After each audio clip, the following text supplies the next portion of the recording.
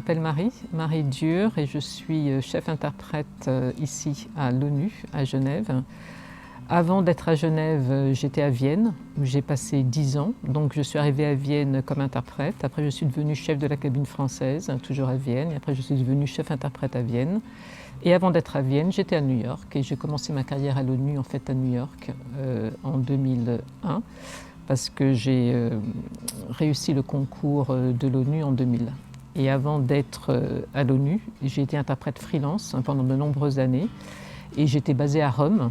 Et donc j'ai vécu à Rome très longtemps, j'ai vécu plus de 20 ans à Rome. Donc j'étais basée à Rome comme interprète freelance et je travaillais beaucoup pour la FAO. Et je travaillais aussi pour les institutions européennes à Bruxelles.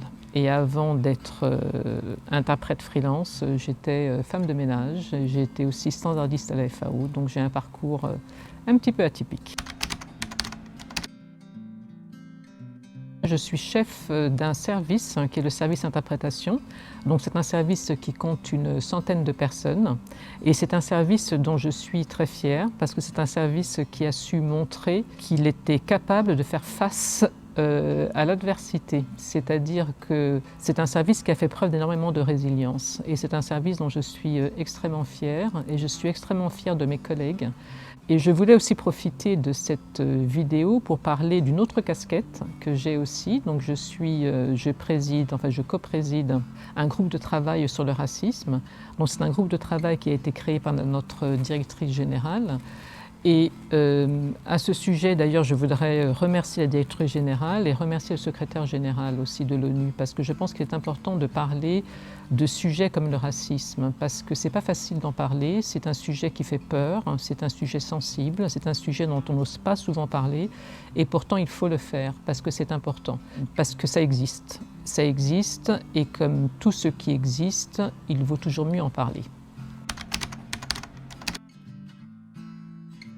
Je pense que les Nations Unies progresseraient véritablement s'ils parlaient de tous les sujets dont on ne parle pas.